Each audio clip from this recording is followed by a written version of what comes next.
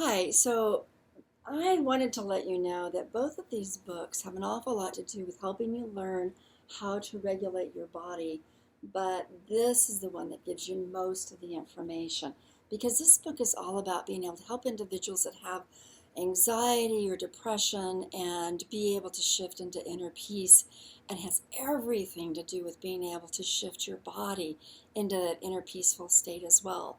So a lot of the information that you could get from reading a book and listening to what we're doing is actually in a number of the chapters related to this book. That's why this book is recommended as one of the things you read related to this course. Now, part of what's good about this is that it talks also about sleep. Sleep is elusive for individuals often who are very anxious because they have learned to live in a state of vigilance. And vigilance means you stay on that light level of sleeping. And you can be easily interrupted because you are able to be startled. You have grown accustomed to having to be alert because you do not feel safe. So that startle response is something you have to learn to regulate away from. And that's why I showed you all of those devices that help you be able to learn how to regulate your breathing, your heart, and your brain waves so that now you can apply all those techniques to your sleep as well. On the other side, I want you to also realize is that sometimes when people are under a great deal of stress, they sleep a lot. And people will say, oh, you're sleeping too much. And yes, sleeping too much may be a factor, but I want you to be aware that when you're in the state of recovery, if you can sleep, sleep. So that you can get your body back into the healing mode, producing growth hormones, regulating the different chemicals that help you be able to relax. So if you can sleep, sleep. And try to get everybody on board with your need to sleep so that your body can begin the healing process, moving all those chemicals that it needs to rest in order to be able to refresh itself. I'm not as concerned about people who seem to sleep too much when they're in the recovery phase. People who sleep a lot, who are in the state of avoidance and denial and depression, that's a little different because they're just hiding. But there is a time to hide. There's a time to turn off and hide and sleep. And if you have the ability to do that, then I would say take advantage of that for whatever period of time. And we could talk more specifically about what you're doing, if it is healthy or not. I can't really decide for everybody here, but just know that your body needs to heal. Your mind needs to heal. Your brain needs to heal. And if it's sleeping, that is being allowed you, take advantage of it. Because too often, people who have gone through abuse and trauma, they are in the startle response and they don't let themselves sink into a nice, deep sleep. Or they may have some deep sleep and then they go into a REM sleep and their dreams are very disturbing and they wake up in that horrible nightmare sort of experience. So that becomes disruptive to sleep as well. Also, I want you to make sure that you're not having any sort of apnea or breathing difficulty so that would wake you up because you're not breathing and your body says, wake up, you're not getting enough oxygen because your body essentially has stopped breathing because of apnea. And people who have a stress, abuse, and trauma, sometimes their body does not work the same way, and you have to actually repair the processes associated to being able to sleep. And apnea would be one of the things I would want you to look at. The sign of a heart dysregulating and being woken up because your heart is racing would be related to also being woken up out of sleep because you feel like you're in a state of stress. That's why we preceded all of these with the practice of regulating your body these other ways.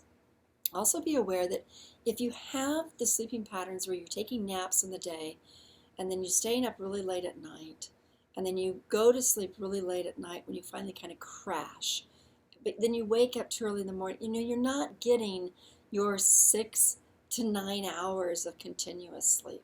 Maybe with a few interruptions, maybe having going to the bathroom, you go back to bed and you sleep so that you're getting nice sounding sleep. What's really helpful about these types of devices, the smartwatches, is that they can now really let you know what amount of real deep sleep are you getting and what amount of real good sleep do you need.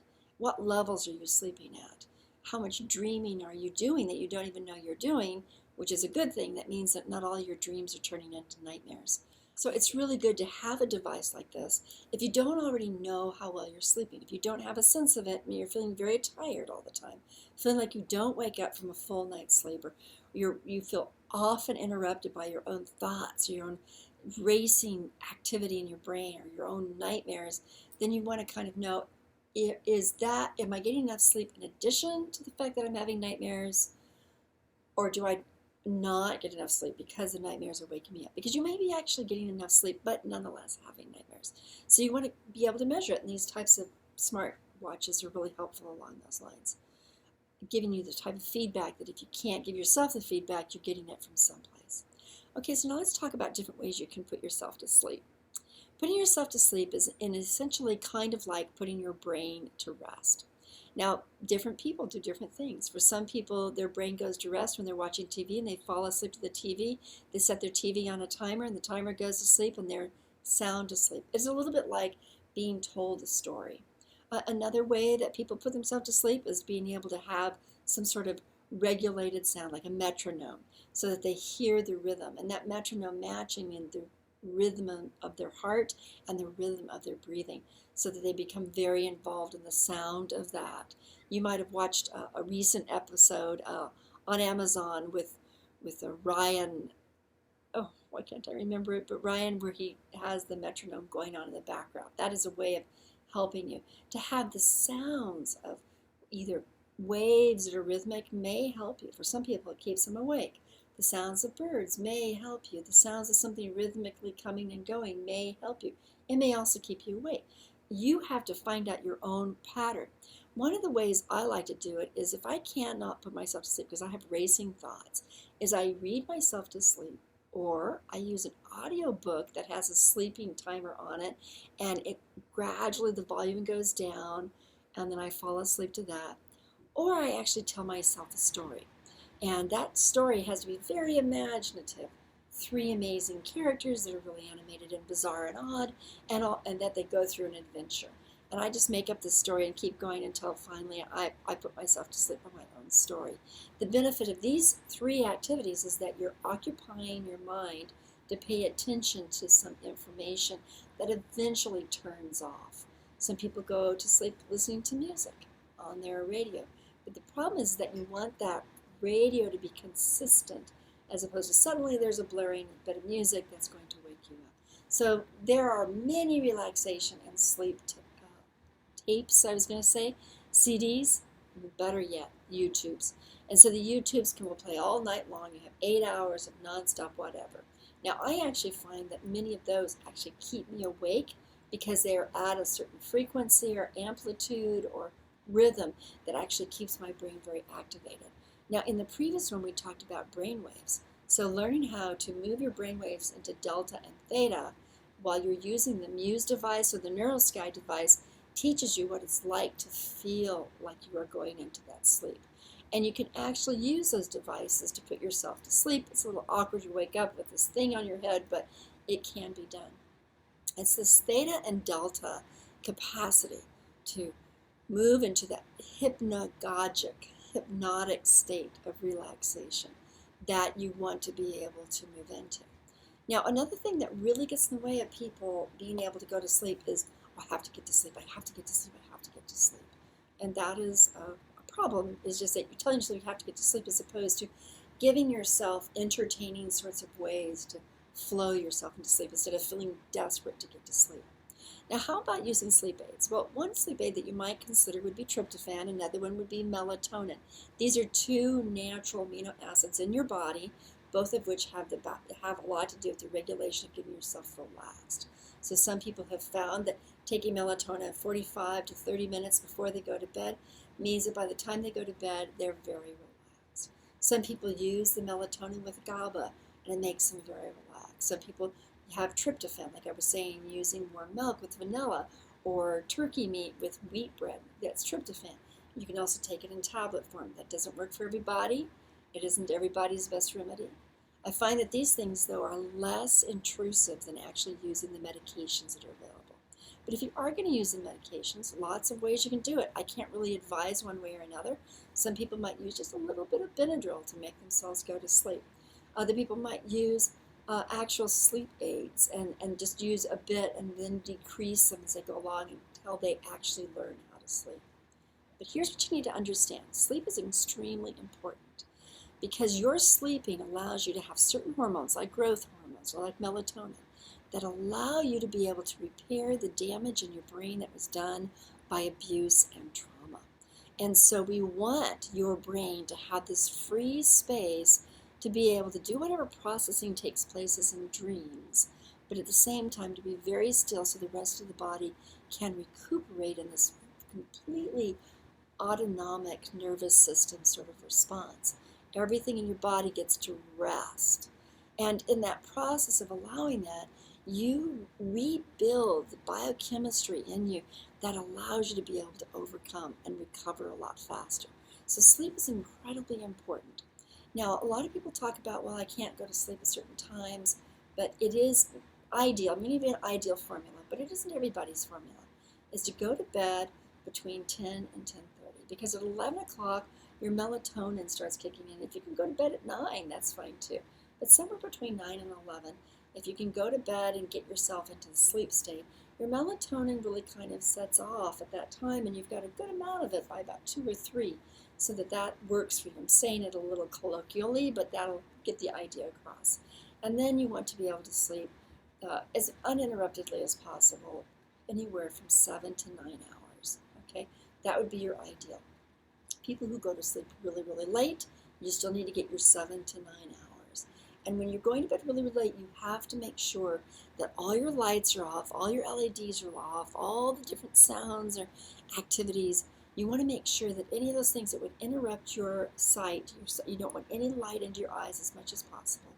So that's why some people wear the masks. Some people make sure all their devices are in another room. You want to make sure that that space is free of anything that turns your brain on. So lights would turn it on, sounds would turn it on, any of those sorts of things would turn it on. So you want to be free of that. So that even if you go to bed really late, you are creating a cycle for yourself.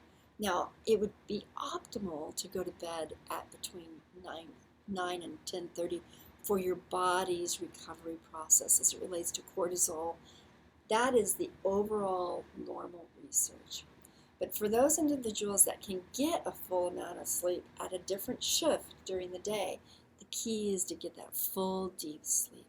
So those individuals that have night shift, it has been clearly determined that individuals that have night shifts and working, their sleep cycle is so disrupted that even if they sleep for 6 to 8 hours, some other time during the day, they're more inclined to have physical complications than those individuals that don't work night shifts. So even if you're optimized, you're great on the night shift and that matches you, you have to be aware that it may still be putting your body in a state of stress. So as with all of these, in course number 8, it's about doing that which optimizes your body's ability to de-stress, to heal, to become regulated, to become aligned with itself, and to do things as deliberately as you possibly can, knowing that maybe you inch your way toward the optimal way of treating yourself, as opposed to just saying, well, tonight I'm going to do this, and I'm just going to stay there, and I'm going to be frustrated from 9 o'clock to 2 o'clock because I'm not used to falling asleep at 9. You can kind of inch your way down to 10 or 11.